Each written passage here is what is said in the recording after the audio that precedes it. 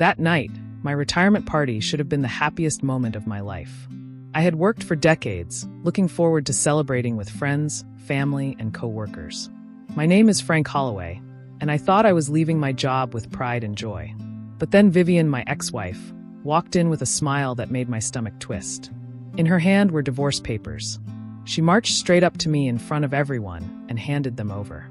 Laughter, whispers, and shocked gasps filled the room. My heart sank, my face burned with embarrassment, and for a moment I couldn't believe what was happening. I had been humiliated in front of the people I cared about most. Stick with me while I share my story, and if it touches you, don't forget to support our channel by hitting that subscribe button, dropping a like, and sharing it with the people you care about. I stepped away quietly, trying to keep my composure. My close friend Marty Sanderson caught my eye and gave me a subtle look of concern. He knew how proud I had been for this day to arrive. But I wasn't just shocked, I was furious. How could she do something so cruel, so calculated, on the very day meant to honor me? I realized quickly that this wasn't about the divorce itself. This was about power and humiliation. Vivian wanted everyone to see me as defeated, weak, and exposed. I left the party early, my mind racing. I knew I couldn't react in anger. That would only give her more satisfaction. I had to plan carefully, to make sure that when the time came, she would pay for this betrayal in a way that would leave her shocked and regretful. Over the next few days, I reflected on the years of marriage, the moments when she had manipulated or deceived, and I realized I had to use patience as my weapon. Acting too soon would ruin everything. Acting wisely would be far more powerful. I began observing her quietly, noticing her habits, weaknesses, and relationships with others. I documented small inconsistencies, noting how she spoke to family members and how she presented herself socially. Every detail mattered. Even though she thought she had won, I was collecting the pieces I would need to turn the situation around. I started imagining the perfect way to reveal the truth, a way that would not just restore my dignity, but also teach her a lesson she would never forget. Even in my frustration, I stayed calm around family and friends. I didn't want anyone to suspect that I had a plan or that I wasn't defeated. I pretended to accept the humiliation, while inside I was quietly preparing. This first shock, this public embarrassment, had lit a fire in me. I realized that being underestimated could be a powerful tool if I used it wisely. That night, as I went to bed, I didn't feel helpless. I felt alive with purpose. The first step had been endured, and now the next moves would be calculated and precise. Revenge didn't have to be loud or immediate. It could be patient, strategic, and devastatingly effective. The next few days, I focused on quietly observing Vivian without letting anyone know I was planning anything. I watched how she interacted with friends, family, and even strangers. I noticed the little habits, the ways she tried to appear perfect, and the small lies she told to make herself look better. Every detail mattered. I realized that the more she bragged about her victory, the more opportunities one had to prepare my own strategy. I began thinking carefully about how I could turn the situation around. This wasn't about getting angry or shouting at her. It was about planning every step to make sure my revenge would be perfect. I wanted her to realize that while she had humiliated me in front of everyone, she had underestimated me completely. Her arrogance and confidence would become her weakness. I also reached out subtly to a few close friends who had been at the retirement party. I didn't reveal my plan, but I hinted at inconsistencies in Vivian's stories and behavior. Slowly, I could see people starting to question her, even if just slightly. The whispers of doubt were beginning, and it felt satisfying to watch. Meanwhile, I began collecting evidence of her manipulations over the past months. Small financial errors, secretive behavior, and moments of dishonesty were all noted. I knew that when the time came, this evidence would speak louder than any words I could say. Every paper, email, and memory became part of the story I would eventually tell to expose her true nature. I also practiced staying calm and composed around her. Whenever we met in family gatherings or social events, I smiled, I listened, and I acted like I had accepted everything. But inside, I was calculating. I knew that patience would be my greatest weapon, and that every moment of being underestimated would make the final reveal even more powerful. By the end of the week, I felt a quiet confidence growing inside me. The humiliation of the retirement party was still fresh, but now it was transforming into motivation. I wasn't just planning revenge. I was planning a story that would restore my dignity and show everyone who really had the upper hand. That night, as I lay in bed, I reviewed all the details in my mind. I could see the entire plan forming step by step. I knew I had to wait for the right moment, act strategically, and remain composed no matter what happened. The fire of betrayal had turned into the calm determination to take control, and I realized that the first stage of revenge, observation and planning, was already complete. Over the next couple of weeks, I began putting my plan into action, but slowly and carefully. I didn't want Vivian to suspect anything. I started by subtly testing her reactions in small social situations. I asked questions about her decisions, hinted at inconsistencies, and watched her reactions closely. Every slip, every nervous glance, and every exaggerated story she told gave me more insight into how she thought and acted. I also continued gathering evidence. I went through old financial records, family agreements, and even small personal details that could prove her manipulations and dishonesty. I documented everything carefully, knowing that when the time came, this evidence would be undeniable. I had to make sure that my case would be flawless and leave no room for excuses. Meanwhile, I practiced staying calm whenever I saw her. At family dinners or small gatherings, I smiled, nodded, and appeared completely unbothered, pretending that the humiliation from the retirement party hadn't affected me. Inside, I was focused, observing her every move, noting her arrogance and overconfidence. I realized that the more she believed she had won, the more vulnerable she actually was. I began planting subtle seeds of doubt among others who had been present at the party.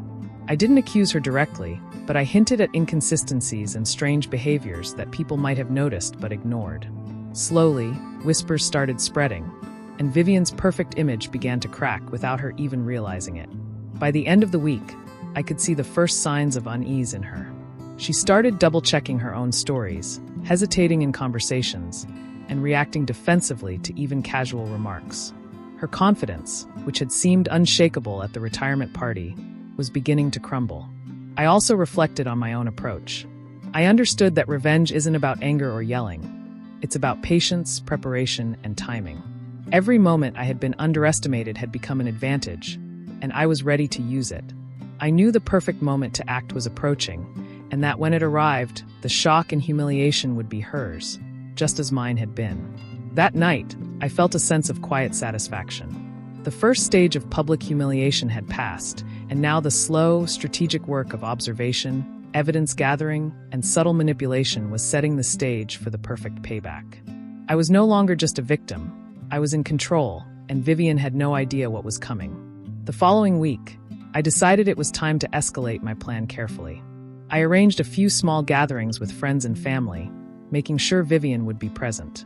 I acted cheerful, polite, and completely unbothered by the retirement party incident, while subtly planting questions and hints that made people start noticing inconsistencies in her behavior. Every conversation I had was calculated to make her appear less credible without directly confronting her. I also started setting small traps to test her reactions. At one gathering, I brought up a topic about financial decisions or family matters that she had previously exaggerated or lied about. I watched as she fumbled, trying to maintain her composure, and saw the slight panic in her eyes when she realized I knew the truth. It was satisfying to see her confidence start to crack in front of others, even if they didn't fully understand why.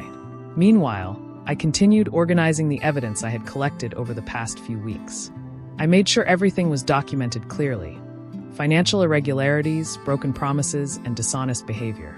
I knew that when I finally revealed it, there could be no doubt about the truth. Every detail mattered, and I wanted to make sure the impact was complete. I also noticed the first signs of whispers among family and friends. People who had attended the retirement party began quietly questioning her actions. They started noticing little things they had previously overlooked. The seed of doubt had been planted, and it was beginning to grow. Vivian, still confident and smug, remained unaware of the storm quietly building around her. By midweek, I had mapped out the timing for the big reveal. I needed the perfect moment when she would least expect it, in front of enough people to make the impact undeniable, but controlled enough to avoid chaos. I spent hours reviewing every detail, imagining the expressions on her face, and making sure everything would go smoothly. That night, as I reflected on my strategy, I realized just how powerful patience and preparation can be. The humiliation of the retirement party had been devastating, but it had also given me the time to plan, observe, and act strategically. I knew that when the moment arrived, Vivian would finally understand what it meant to be underestimated.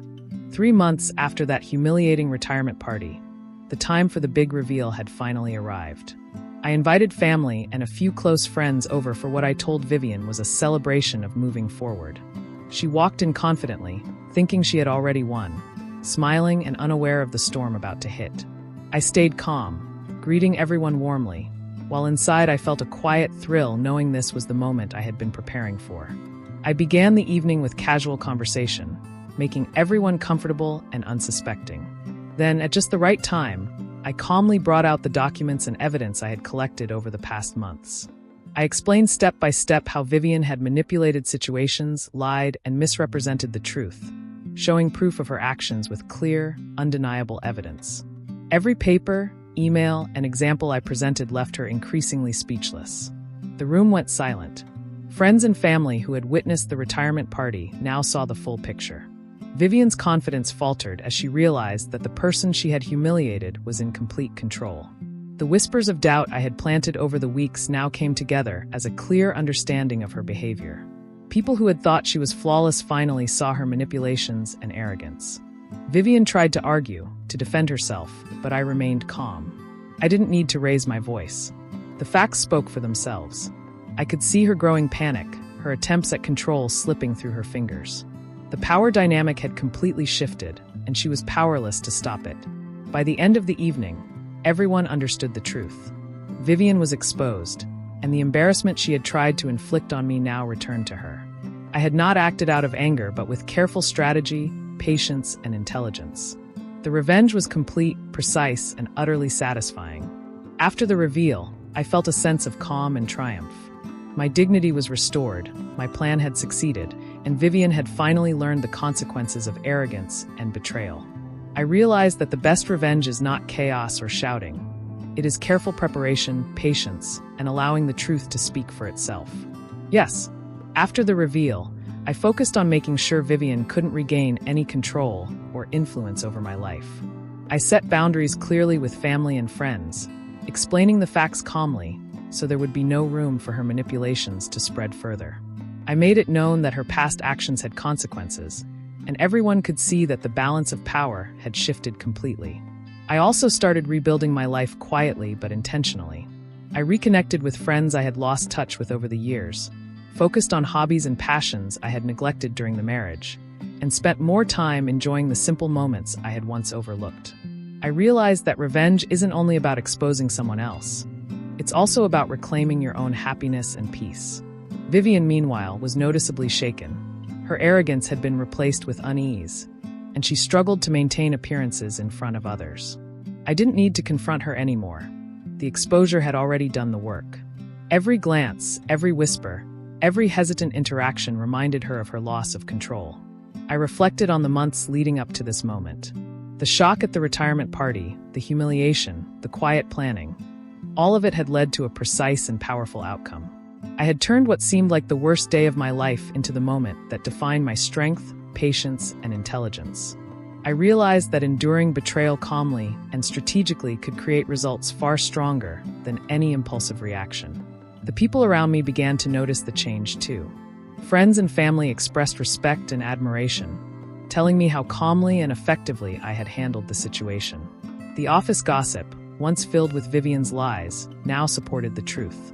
My reputation for patience, fairness, and intelligence was restored and strengthened. By the end of these months, I felt free.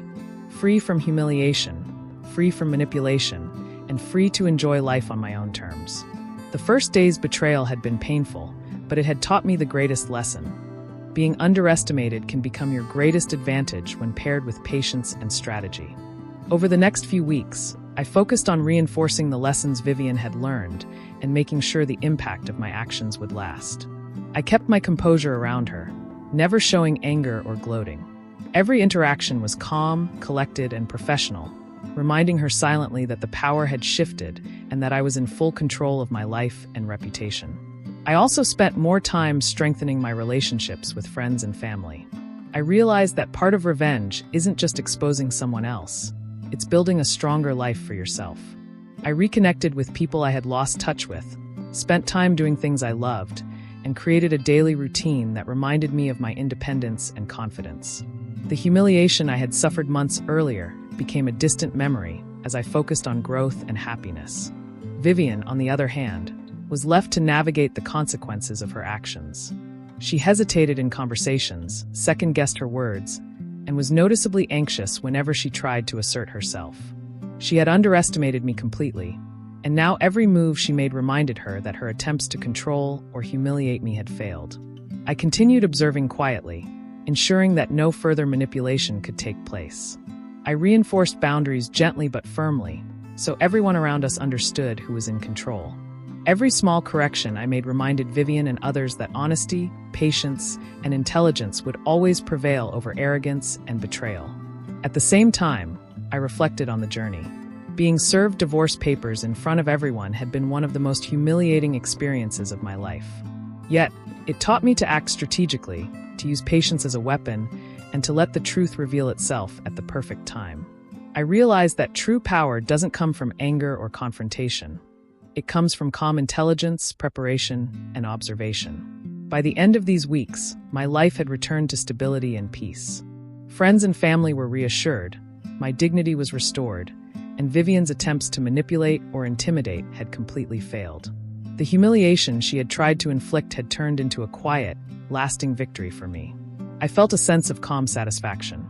I had transformed betrayal and public humiliation into empowerment and control, proving that being underestimated can be one of the strongest advantages a person can have. The first step of revenge, observation, planning, and subtle manipulation had worked perfectly. By this point, I was fully in control of the situation, and the next step was to make sure the lessons Vivian had learned would stick permanently. I continued handling every interaction with calm authority. Whether at family gatherings, casual conversations, or small celebrations, I remained composed, collected, and confident. Each of my calm reactions reminded her silently that her attempts at humiliation and manipulation had failed completely. I also took the time to focus on my own growth. I reconnected with old friends, pursued hobbies I had neglected during the marriage, and started planning trips and activities I had always wanted to enjoy. These steps weren't just about happiness. They were about showing that I could thrive despite betrayal, and that life could be even better after such a shocking humiliation. Vivian, meanwhile, became increasingly cautious. Her previous confidence and arrogance were replaced with hesitation. She second-guessed herself, especially when trying to assert control or influence others. Every action she took reminded her that her earlier plan had backfired, and that I was no longer the person she could intimidate. I also maintained subtle vigilance over family and friends, ensuring that no misinformation or lies could spread. Whenever someone tried to twist the truth, I calmly corrected them with facts. The people around me now respected my fairness and integrity, and it became clear that Vivian's reputation had taken a permanent hit. Through this process, I realized that revenge isn't about anger or public spectacle. It's about strategy, patience, and timing. Every humiliating moment from the retirement party became a tool I could use. Being underestimated allowed me to plan carefully, gather evidence, and strike at the perfect moment. The impact was far stronger than any impulsive reaction could have been. By the end of the month, my life had settled into a new normal. My dignity was fully restored, relationships with friends and family were stronger than ever, and Vivian had no power left over me. The first day's public embarrassment, which had once felt devastating, had been transformed into a story of empowerment, patience, and triumph. I felt proud and at peace. I had not only reclaimed my life, but had also shown that careful planning and calm intelligence can turn even the worst betrayal into a long-lasting victory. Humiliation had been the spark, patience the weapon, and strategy the path to ultimate justice. By now, I had fully regained control over my life, but I knew that the final step was to make sure Vivian could never undermine me again. I continued setting clear boundaries with her, calmly reinforcing what was acceptable and what wasn't. Every time she tried to assert herself or manipulate a situation, I responded with quiet authority, never raising my voice, never showing anger. This subtle, consistent control made it clear to everyone around that she no longer held any power. I also focused on enjoying the freedom and peace that came from taking back my life.